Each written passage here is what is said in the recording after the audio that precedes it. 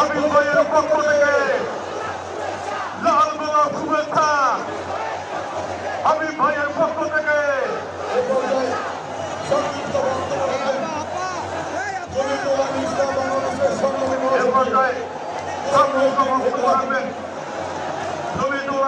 বাংলাদেশের সংগ্রামী মহাসচিব গোলাম ওয়াহিউদ্দিন ইকরাম।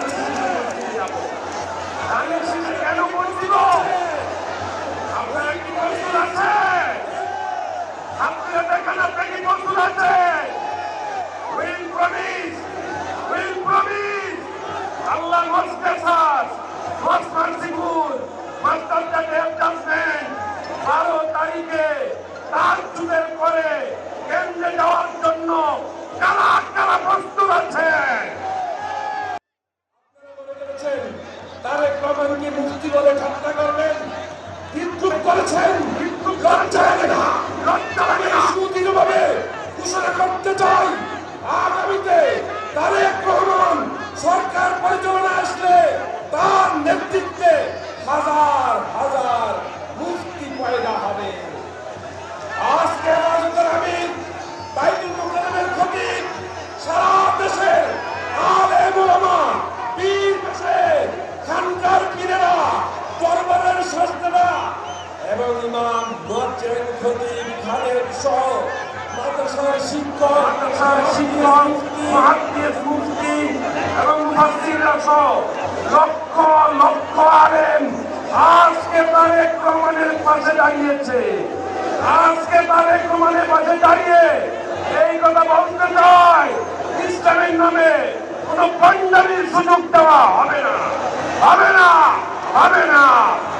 ইলাল্লাহি এই পর্যায়ে বক্তব্য রাখবেন বাংলাদেশ জাতীয়তাবাদী দল ঢাকা মহানগর দক্ষিণের সাবেক সহসভাপতি এবং নির্বাচন পরিচালনা কমিটির সম্মানিত আহ্বায়ক, আজকের এই বিশাল জনসভার সম্মানিত সভাপতি আলহাজ ইউনুস মির্জা।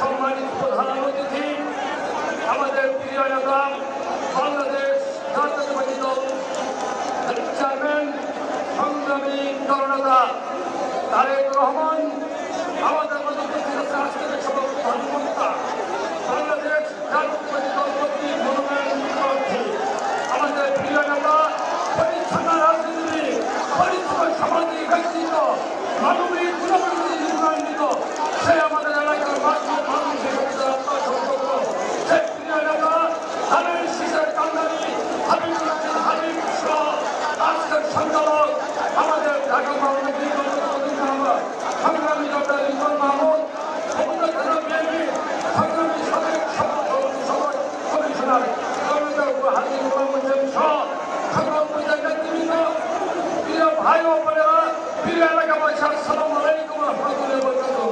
বক্তব্য দেওয়ার কোনো সুযোগ নাই। আজকে বক্তব্য দিলে আজকের প্রধান অতিথি, আমরা তার নির্দেশনা শুনে আমরা ঘরে ফিরে যাব, রাজপথে থাকবো, আমাদের বিজয়কে সুনিশ্চিত করবো।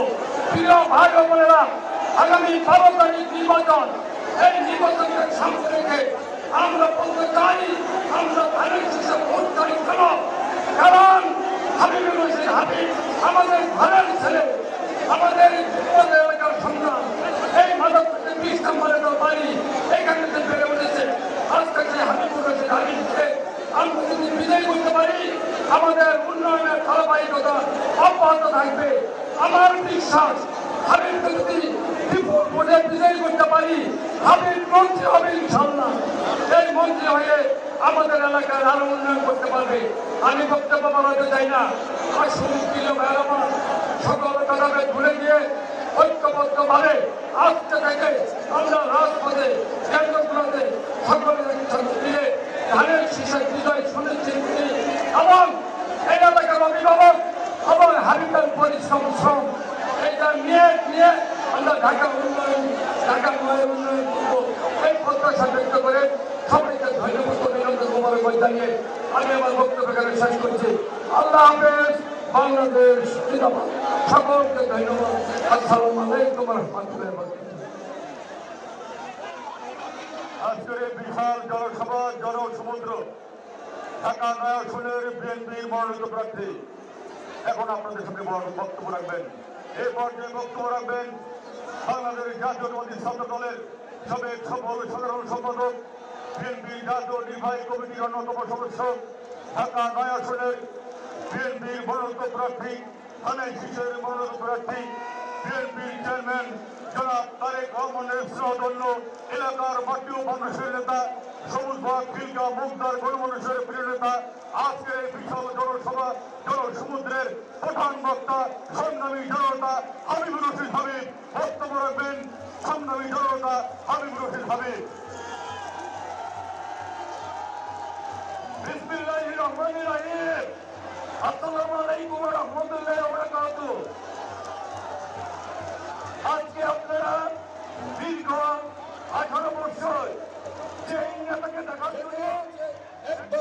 জন্য সারা বাংলাদেশের কোটি কোটি জনগণ অপেক্ষা করছিলেন, আমরা এই এলাকায় যারা অপেক্ষা করছিলাম, বাংলাদেশ জাতীয়তাবাদী দলের চেয়ারম্যান, আমাদের ভবিষ্যৎ প্রজন্মের আশা আকাঙ্ক্ষার প্রতীক, যিনি আমাকে ভাইয়ের স্নেহে ভালোবাসায় আমাকে বড় করেছেন, আমাকে স্নেহ করেছেন, ভালোবাসা দিয়েছেন, যিনি ডেকে নিয়ে আমাকে বলেছেন এই এলাকার নির্বাচন তোমাকে করতে হবে, যার ভালোবাসা পেয়ে আমি আজকে বলছি, আমি যতদিন বেঁচে থাকবো জীবনে আর কিছু না পেলেও আমাদের চেয়ারম্যান জনাব তারেক রহমানের পক্ষ থেকে যে ভালোবাসা পেয়েছি, এই ঋণ আমি কোনোদিন জীবন দিয়েও শোধ করতে পারবো না।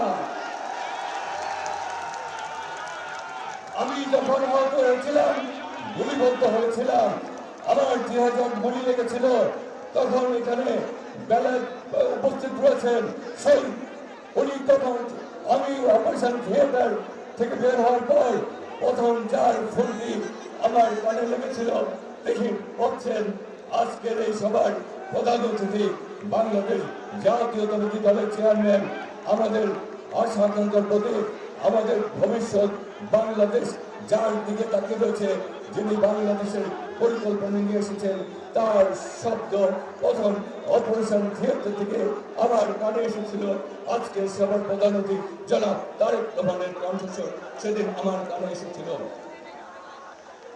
প্রিয় নেতৃবৃন্দ, আমরা কি আমাদের নেতা শহীদ রাষ্ট্রপতি জিয়াউর রহমানকে ভালোবাসি? আমরা কি আমাদের নেত্রী যে নেত্রী দেশের জন্য নিজের জীবন উৎসর্গ করেছেন, বারবার কারাগারে গিয়েছেন, সন্তান হারিয়েছেন, গৃহ হারিয়েছেন, আমাদের সেই নেত্রী আপসীন নেত্রী বাংলাদেশের তিনবারের সাবেক প্রধানমন্ত্রী দেশ নেতা বেগম খালেদা জিয়ার আমরা কি ঋণ শোধ করতে প্রস্তুত আছি? আমরা কি আগামী দিনে আমাদের দলের চেয়ারম্যান জনাব তারেক রহমান ধানের শীষ প্রতীকে বিজয়ী করে আগামী দিনে বাংলাদেশের প্রধানমন্ত্রী হিসাবে আমরা তাকে আমাদের স্বপ্ন বাস্তবায়নের জন্য আমরা কি আগামী দিনে আমাদের নেতা জনাব তারেক রহমানকে বাংলাদেশের প্রধানমন্ত্রী হিসেবে ভোট দিয়ে আমরা কি প্রস্তুত আছি?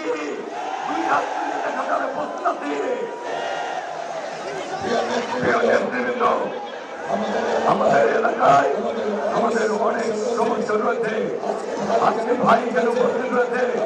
আমরা ঢাকা নয় এলাকা আমাদের এলাকায় আমাদের মা বোনরা গ্যাস রাতে দিনের বেলায় গ্যাস পায় না, রাতের বেলায় চুলা জ্বালিয়ে আমাদের রান্না করতে হয়। আমাদের এলাকায় রাস্তাঘাট ভালো না, আমাদের এই এলাকায় খেলার মাঠ নেই, এই এলাকায় একটি মাত্র হাসপাতাল রয়েছে যেটি দেশ নেতা বেগম খালেদা জিয়া মুগ্ধা হাসপাতালটি করেছেন। এরপরে বিগত 16 বছরে এই এলাকার নতুন করে কোনো হাসপাতাল হয়নি। এই এলাকার মানুষের চিকিৎসা সুবিধা থেকে বঞ্চিত, এই এলাকার মানুষ জলবদ্ধতার মধ্যে থাকে, এই এলাকার মানুষ আমাদের অনেক এলাকা রয়েছে যেখানে এখনো বাসের সেতু দিয়ে পার হতে হয়। আমাদের এই এলাকায় এখনো আমাদের অনেক জায়গায় আমাদের মশকের কামড়ে আমাদের প্রতিদিন অনেক রোগ বালায় সৃষ্টি হয়। আমাদের এই এলাকায় আমাদের ছেলেমেয়েদের জন্য আমাদের শিক্ষা প্রতিষ্ঠান নতুন করে গড়ে তোলা উচিত। আমাদের এই এলাকায় কোনো বিশ্ববিদ্যালয় নাই। আমাদের এত বড় একটি এলাকা সবুজ বাগ খিলগাঁও মুক্তা এলাকা, এই এলাকায় আমরা সুবিধা বঞ্চিত একটি এলাকা। আমাদের এলাকায় আমাদের নাগরিক সুবিধাগুলি দরকার, আমাদের বেঁচে থাকার জন্য যেই সুবিধাগুলি দরকার সেই সুবিধাগুলির জন্য আমরা চাই আগামী দিনে আমরা আপনাকে ধানের শীষে ভোট দিয়ে বাংলাদেশের প্রধানমন্ত্রী বানিয়ে আগামী দিনে ঢাকা নয়কে আমরা ঢাকা সিটির উন্নয়নের মডেল হিসেবে করতে চাই। আমরা চাই আগামী দিনে আমাদের শহীদ প্রেসিডেন্ট জিয়াউর রহমানের স্বপ্নকে আপনার নেতৃত্বে বাস্তবায়ন করতে আপনারা প্রস্তুত আছেন? আমরা আমাদের নেত্রী দেশ নেতা বেগম খালেদা জিয়ার স্বপ্নকে আমরা বাস্তবায়ন করতে চাই। আমাদের নেতা আগামীর তারেক রহমানের নেতৃত্বে আপনার কি সবাই সেই ধানের শীষে ভোট দেওয়ার জন্য প্রস্তুত আছেন? আমরা চাই আমাদের যে সকল সহযোদ্ধারা রক্ত দিয়েছে, আমাদের যে সকল সহযোদ্ধারা রক্ত দিয়েছে, আমাদের যে সকল সহযোদ্ধারা সুজন ফরাদ, আমাদের জনিকে 16টা গুলি করে এই খিলগাঁও মাঠে 16টা গুলি করে হত্যা করা হয়েছে। জনির বাবা বলেছিলেন এক মানুষ মারার জন্য একটি গুলি করাই অনেক যথেষ্ট ছিল। আমার ছেলেকে 16টা গুলি করে প্রকাশ্যে জয়পুকুর মাঠে খিলগাঁও হত্যা করা হয়েছিল। আমরা আমাদের সহযোদ্ধা সুজন ফরাদ যারা এই সবুজবাগ থানা এই থানা ছাত্র দলের সভাপতি ছিল, তাদেরকে আমরা এখনো খুঁজে পাই নাই। আমরা আমাদের জালাল কাজল, আমাদের শামীম, আমাদের সুমন, সালাউদ্দিন সুমন, আমাদের অনেক সহযোদ্ধা আমাদেরকে হত্যা করা হয়েছে, গুম হয়েছে। আমরা আগামী দিনে তাদের রক্তের ঋণ শোধ করতে চাই। প্রিয় সহযোদ্ধারা, আগামী দিনে আপনাদের যে সকল সহযোদ্ধারা জীবন দিয়েছে, যে সকল সহযোদ্ধারা গুম হয়েছে, যে সকল সহযোদ্ধারা জুলাই আগস্ট গণ অভ্যুত্থানে জীবন দিয়েছে, আমাদের নেত্রী দেশকে খালেদা জিয়া সকলের রক্তের ঋণ আপনারা কি শোধ করতে প্রস্তুত আছেন? প্রিয় নেতৃবৃন্দ, আজকে আমার নেতা জনাব তারেক রহমান আগামীর ভবিষ্যৎ আমাদের এই এলাকাকে যিনি আগামী দিনে গড়ে তুলবেন, আজকে তার দিকে তাকিয়ে আমরা বলতে চাই, আপনি আমাদেরকে যে ভালোবাসায় যে বাড়িতে উদ্বুদ্ধ করেছেন আমরা শিখেছি। আমাদের আগে দেশ, ক্ষমতার আগে জনতা, সবার আগে গর্ব কাজ, গর্ব দেশ, সবার আগে ভোট দিলে ধানের শীষে দেশ করব, তারুণ্যের প্রথম ভোট ধানের শীষের পক্ষে হোক। ভাই এখানে উপস্থিত রয়েছেন, ভাইকে আপনারা সকলেই করতালির মাধ্যমে শুনিয়ে দিতে হবে আগামী 12ই ফেব্রুয়ারি আপনারা কি করবেন। ভোট দিবেন কিসে?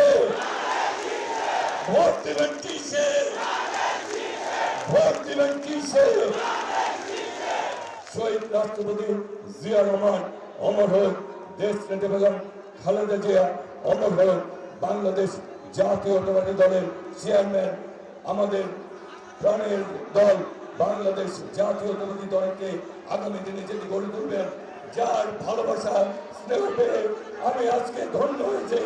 আমি আজকে বলতে চাই, ভাই আমি এই দল থেকে যা পেয়েছি জীবনে আর কিছু চাই না। আপনার দলের কাছে আমি আমার জীবন দিয়ে আমার ঋণ শোধ করতে চাই। আমি সেদিন আমার জীবন দিয়ে শোধ করবো ইনশাল্লাহ। বাংলাদেশ তারেক রহমান, খালেদা জিয়া অমর হোক। সবাইকে ধন্যবাদ। ঢাকা নয়, জিন্দাবাদ। বলা লাগবে, সবাই তো চিনেই আমাকে। তারা চেনেন আমাকে? কোন আনুষ্ঠানিক পরিচয়ের দরকার আছে? দরকার নেই। বিসমিল্লাহির রহমানির রহিম। আজকের এই নির্বাচনী জনসভায় উপস্থিত ঢাকা নয় প্রিয় এলাকাবাসী, উপস্থিত মা বোনেরা, উপস্থিত ভাইরা, আমার দলীয় সহকর্মীবৃন্দ এবং নেতৃবৃন্দ এবং আমার ধানের শীষের প্রার্থী আমার ছোট ভাই হাবিব, আসসালামু আলাইকুম।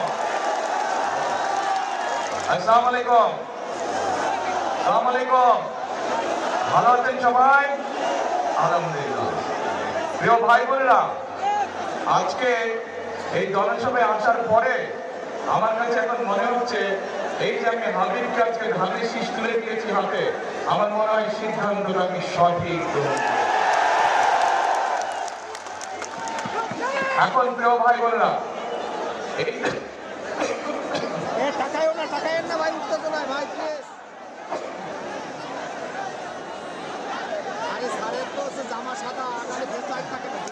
এই যে নির্বাচনী জনসভা, এই নির্বাচনী জনসভার যে মঞ্চ, এই মঞ্চের সামনে কতগুলো মানুষ বসে আছে।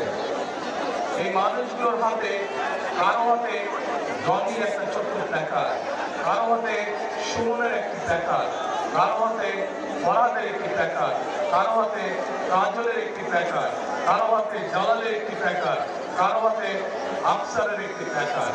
এই যে মানুষগুলো এরকম মানুষ আরও আছে সারা ঢাকা শহরে, সারা বাংলাদেশে। এই যে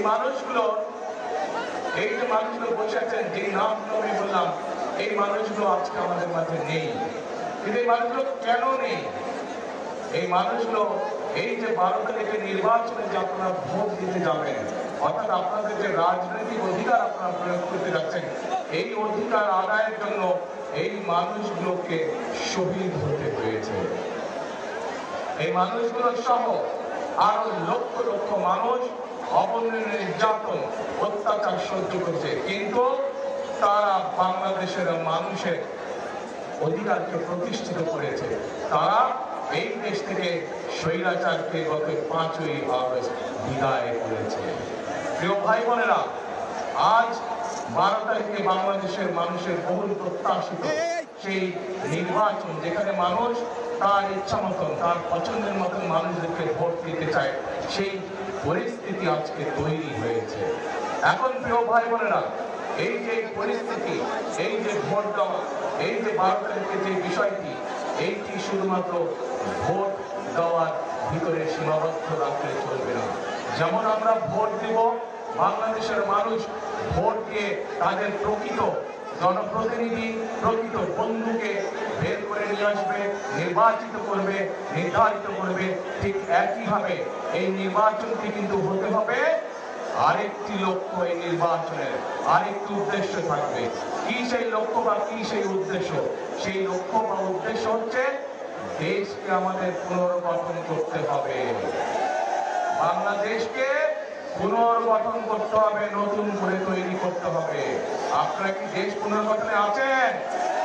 আমরা কি একসাথে কাজ করে এই দেশকে তৈরি করব? ইনশাআল্লাহ। প্রিয় ভাই বোনেরা, এই যে একটু আগে হাবিব এখানে তার এলাকার সমস্যার কথা বলেছে। হাবিব বলেছে এই এলাকায় খেলার মাঠ নাই। আমাদের কি এলাকায় খেলার মাঠ আছে? নাই। দরকার আছে? তাহলে আসুন 12 তারিখে ধানের শীষকে নির্বাচিত করে, 12 তারিখে বাংলাদেশে ধানের শীষের সরকার প্রতিষ্ঠা করে আমরা খেলার মাঠ তৈরি করার কাজে ইনশাআল্লাহ হাত দিব। জনগণের যদি খেলার মাঠ প্রয়োজন হয়, ইনশাআল্লাহ বিএনপি সরকার খেলার মাঠ তৈরি করবে ইনশাআল্লাহ। প্রিয় ভাই বোনেরা, এই এলাকার মানুষের আরেকটি সমস্যার কথা আপনাদের সন্তান হাবিব উল্লেখ করেছে, সেটি হচ্ছে মানুষের চিকিৎসা সুবিধা। এখানে যে হাসপাতালটি আছে, এই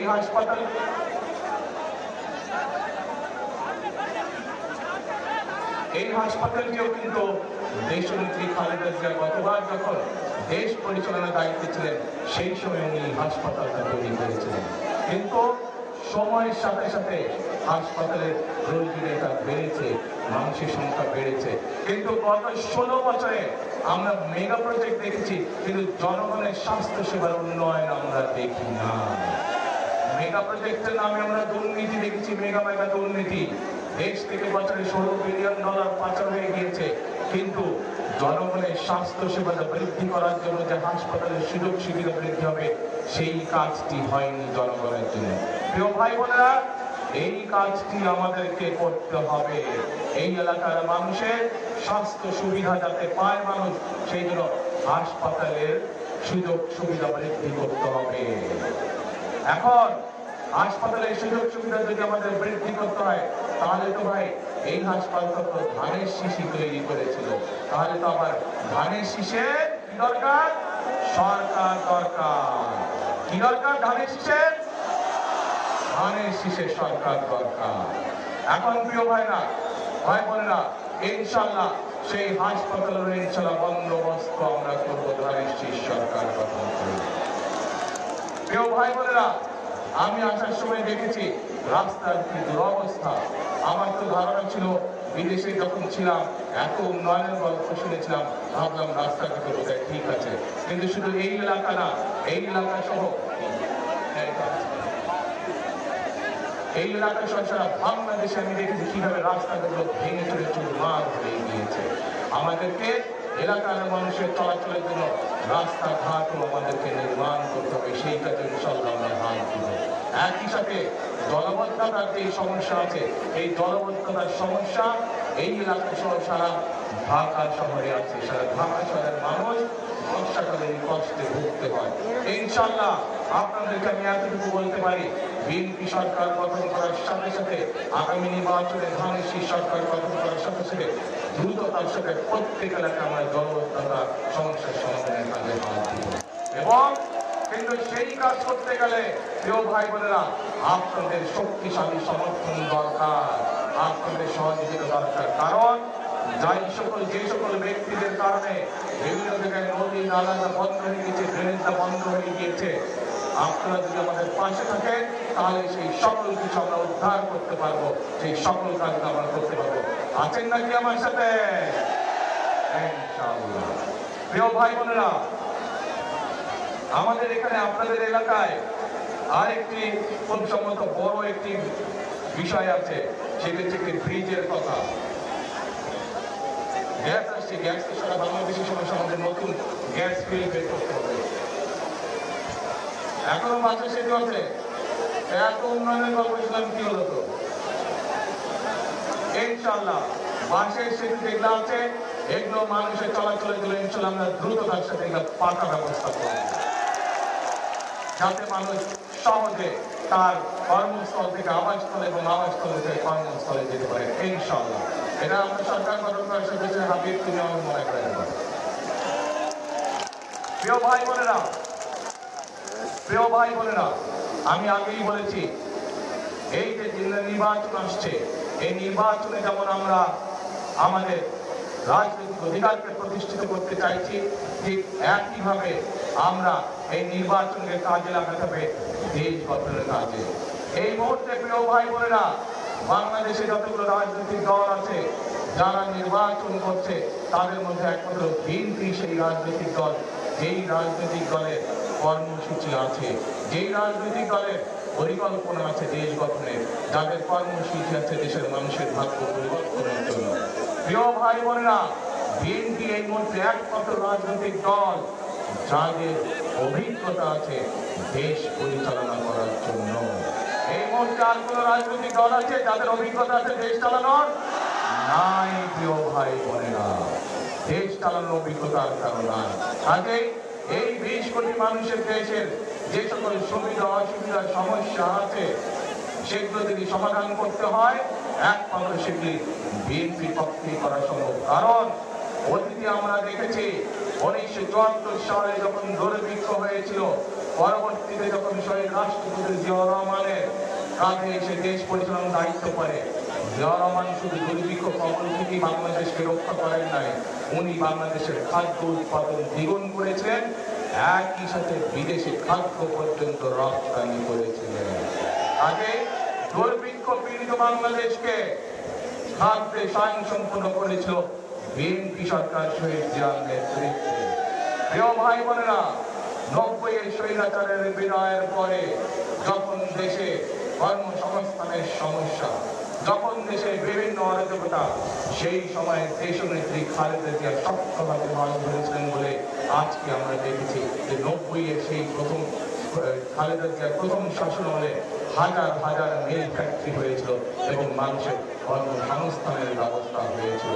শুধু তাই নয়, আমরা দেখেছি খালেদা জিয়া কিভাবে এই দেশের মেয়েদের শিক্ষিত করার জন্য ক্লাস 1 থেকে ইন্টারমিডিয়েট পর্যন্ত শিক্ষা ব্যবস্থা মেয়েদের জন্য ফ্রি করে দিয়েছিলেন।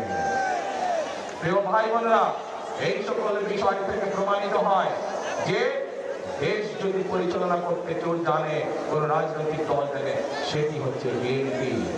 প্রিয় ভাই বোনেরা, 2001 সালে যখন বিএনপি সরকার গঠন করে আপনাদের সমর্থন নিয়ে, বাংলাদেশের জনগণের সমর্থন নিয়ে, তখন বিএনপির কাঁধে ছিল তখন বাংলাদেশের কাঁধে ছিল দুর্নীতির তকমা। বেগম খালেদা জিয়ার নেতৃত্বে পরিচালিত সরকার 2006 সালে যখন সরকার ছেড়ে দেয়, তখন বেগম খালেদা জিয়া সরকার সেই বাংলাদেশকে দুর্নীতির তকমা থেকে বের করে আনতে সক্ষম হয়েছিলেন। আগে এই দেশে যে দুর্নীতি গত 16 বছর ধরে আমরা দেখেছি, সেই দুর্নীতি থেকে যদি দেশকে বের করতে হয় তাহলে একমাত্র বিএনপির পক্ষে সেটি করা সম্ভব। কারণ বিএনপির সেই অভিজ্ঞতা আছে। খালেদা জিয়ার সময় দুর্নীতি দমন কমিশন যেটা করা হয়েছিল সেটিকে সম্পূর্ণ স্বাধীন রাখা হয়েছিল। যে কোনো ব্যক্তি যদি দুর্নীতি তদন্ত করতে হতো তাহলে তারা স্বাধীনভাবে তদন্ত করতে পারত, তাদেরকে সরকারের পক্ষ থেকে কোনো রকম পারমিশন নেওয়ার দরকার ছিল না। খালেদা জিয়ার সেই হিম্মত ছিল বলেই, বিএনপি সরকারের সেই হিম্মত ছিল বলে তারা দুর্নীতি দমন কমিশনকে 100% স্বাধীন করে দিয়েছিল। প্রিয় ভাই বোনেরা, এই দেশের আইন শৃঙ্খলা যদি বলতে হয়, শহীদ রাষ্ট্রপতি জিয়া রহমানের শাসনামল, এখানে বহু মুরব্বী উপস্থিত আছে। মুরব্বীদের কাছে জিজ্ঞেস করলেই জানা যাবে যে দেশ স্বাধীনের পরে যারা দেশ পরিচালনার দায়িত্ব ছিল তাদের সময় দেশের শাসন ব্যবস্থা কি ছিল, এবং পরবর্তীতে যখন শহীদ রাষ্ট্রপতি, এই যে এখানে মুক্তিযোদ্ধারাও আছেন, মুক্তিযোদ্ধারা বলতে পারবেন যে দেশ স্বাধীনের পরে দেশের আইন শৃঙ্খলার অবস্থা কি ছিল। কিন্তু পরবর্তীতে যখন শহীদ রাষ্ট্রপতি জিয়া রহমান দেশের পরিচালনার দায়িত্ব পেলেন, কিভাবে উন্নয়ন হয়েছিল দেশের আইন শৃঙ্খলা অবস্থা। একইভাবে দেশ ও নেত্রী খালেদা জিয়া যখন দেশের শাসন পরিচালনা করছিলেন, সেই সময় কিভাবে চাঁদাবাজি, কিভাবে বিভিন্ন আইন শৃঙ্খলা পরিস্থিতি নিয়ন্ত্রণ করেছিলেন। মা বোনেরা সেই সব নিরাপদে যে কোনো সময় রাস্তায় হাঁটাচলা করতে পারত। ক্ষুদ্র ব্যবসায়ীরা, ক্ষুদ্র মাঝারি সকল ধরনের ব্যবসায়ীরা নিরাপদে তাদের ব্যবসা বাণিজ্য সবকিছু করতে পারত। অর্থাৎ এই রেকর্ডও বিএনপি আছে, কিভাবে দেশকে দুর্নীতির থেকে টান দিয়ে বের করে নিয়ে আসতে হয়, কিভাবে দেশের আইন শৃঙ্খলা রক্ষা করতে হয়, কিভাবে মানুষের বেকার যুবকদের কর্মসংস্থানের ব্যবস্থা করতে হয়, কিভাবে নারীদের শিক্ষার ব্যবস্থা করতে হয়, কিভাবে দেশের মিল কারখানা তৈরি করে কর্মসংস্থানের ব্যবস্থা করতে, এই সকল কিছু অভিজ্ঞতা বিএনপি আছে। সেজন্যই আমি আপনাদেরকে বলেছি যে দেশকে যদি সঠিকভাবে পরিচালনা করতে হয়, দরকার কর্মসূচি। দেশকে যদি মানুষের প্রত্যাশা অনুযায়ী দেশ পরিচালনা করতে হয়, তাহলে দরকার পরিকল্পনা, যা বিএনপি আছে। এবং দেশকে যদি সামনের দিকে নিয়ে যেতে হয়, 20 কোটি মানুষের দেশ চালানো এত সহজ ব্যাপার নয়, কিন্তু সেটির জন্য দরকার অভিজ্ঞতা, এবং সেই অভিজ্ঞতা একমাত্র কোন দলের আছে? বিএনপির আছে। প্রিয় ভাই বোনেরা, আমরা আন্দোলন সংগ্রাম করেছি, আমাদের সহকর্মীরা, আমাদের ছোট ভাইরা গত 16 বছর জীবন উৎসর্গ করেছে। গত জুলাই আগস্টে বহু মানুষ জীবন উৎসর্গ করেছে। মুক্তিযোদ্ধারা 1971 সালে জীবন বাঁচিয়ে জীবন উৎসর্গ করে এই দেশকে স্বাধীন করেছে। জুলাই যোদ্ধারা 24 সালে স্বাধীনতাকে রক্ষা করেছে। এখন আমাদেরকে দেশ গঠন করতে হবে। এই দেশকে বাংলাদেশের মানুষের প্রত্যাশিত দেশে আমাদেরকে গড়ে তুলতে হবে, এবং সেটি যদি কাজ করতে হয় তাহলে সঠিক দলকে বাছাই করতে হবে। কোন সেই সঠিক দল? ধানের শীষ। সঠিক ব্যক্তিকে বাছাই করতে হবে। কোন সেই সঠিক ব্যক্তি? ঢাকা 9-এর জন্য দাঁড়া দেখে হবে। এই হচ্ছে হবে আপনাদের এলাকার সন্তান, আমার ছোট ভাই। তার আগে আমি আজকে আনুষ্ঠানিকভাবে ধানের শীষ করে দিচ্ছি। এই ছেলেটি এই এলাকায় সারা জীবন ধরে বড় হয়েছে, এই এলাকার মানুষের পাশে থেকেছে, বিপদে আপদে সকল সময় এই এলাকার মানুষের পাশে দাঁড়িয়েছে। কাজেই এই এলাকায় যার বেড়ে ওঠা, এই এলাকার মানুষের সাথে যার উঠা বসা, একমাত্র তারই পক্ষে সম্ভব এই এলাকার উন্নয়ন করা। একমাত্র তারই পক্ষে সম্ভব এই এলাকার মানুষের বিপদে আপদে তাদের পাশে থাকা, তাদেরকে শক্তি যোগানো। আমরা কি হাবিবকে ইনশাল্লাহ নির্বাচিত করবো ধানের শীষে? ইনশাল্লাহ। হাবিবকে আপনারা 12 তারিখ পর্যন্ত দেখে রাখবেন। 12 তারিখ ইনশাল্লাহ নির্বাচিত হলে 13 তারিখ থেকে হাবিবের দায়িত্ব হচ্ছে এই ঢাকা 9 এলাকার প্রত্যেকটি মানুষকে দেখে রাখা, এলাকার উন্নয়ন দেখে রাখা, এবং হাবিবকে আমি দেখে রাখবো যাতে এলাকার জন্য সে কাজ করতে পারে। প্রিয় ভাই বোনেরা, কথা অনেক হয়ে গিয়েছে, এখন কথা আমাদেরকে বন্ধ করতে হবে, আমাদেরকে এখন কাজ করতে হবে। কিসের কাজ? দেশ গঠনের কাজ করতে হবে। দেশনেত্রী বেগম খালেদা জিয়া, সকলেই আপনারা এই মানুষটিকে চেনেন।